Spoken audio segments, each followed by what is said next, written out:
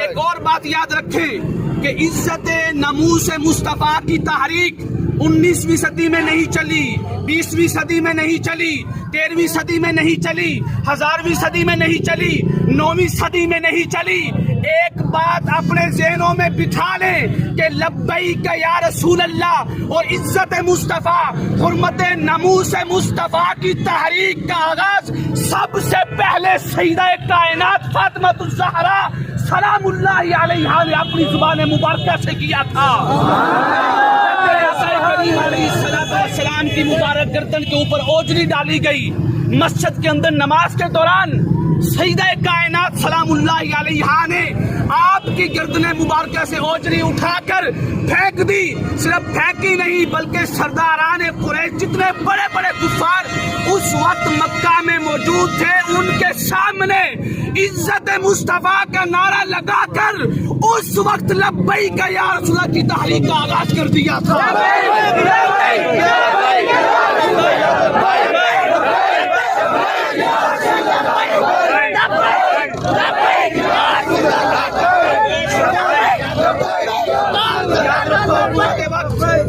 ہم خادم حسین رضوی رحمہ اللہ کی تاریخ ممبر نہیں ہیں، ہم سعد رضوی کی تاریخ ممبر نہیں ہیں، ہم کسی بھی ایسے عالم کی جماعت کے ممبر نہیں ہیں جو آج پیدا ہوئے ہیں، بلکہ ہم سیدہ کائنات فاطمہ الزہرا کی جماعت لبیک یا رسول اللہ کے ممبر ہیں۔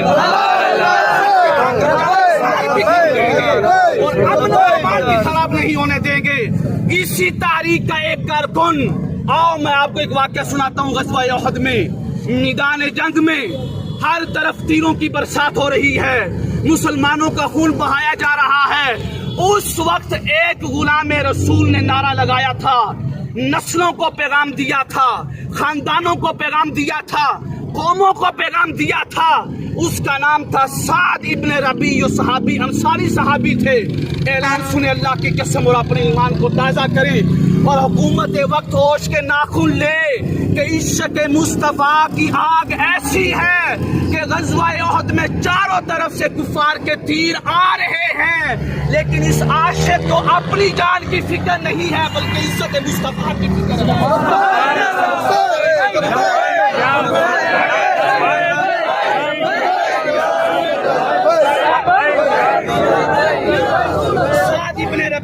اس صحابی کا کیا نام ہے؟ سعد ابن ربیع۔ یہ انصاری صحابی ہیں۔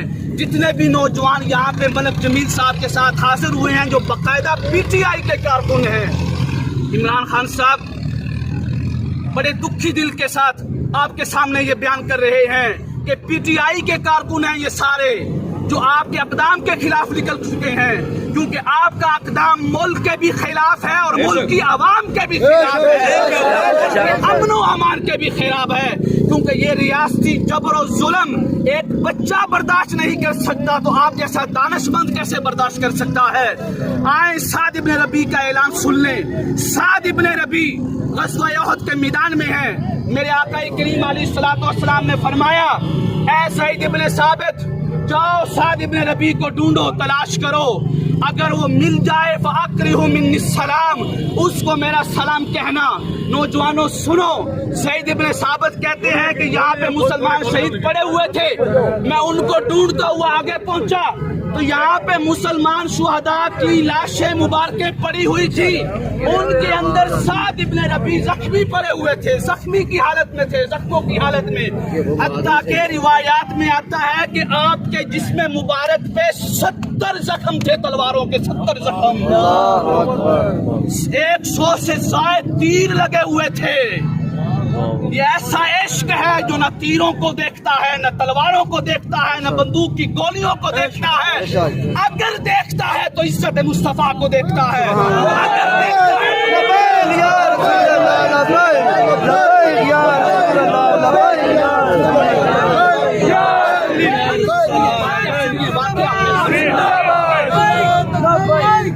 واقعہ سنیے، پیغام سنیے، پیغام سنیے۔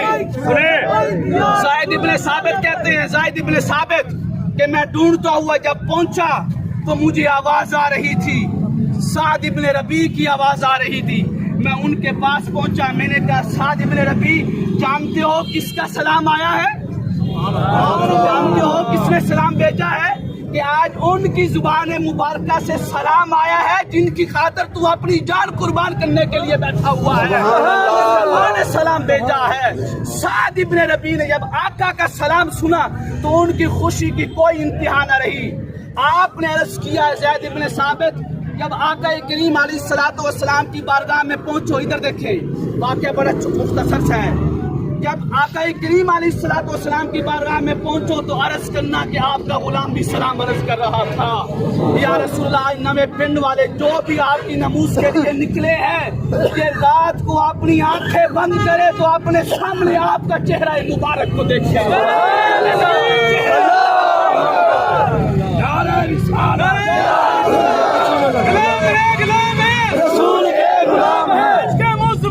जिंदगी फजूल है। रसूल अल्लाह हर आशिक के घर तशरीफ लाते हैं।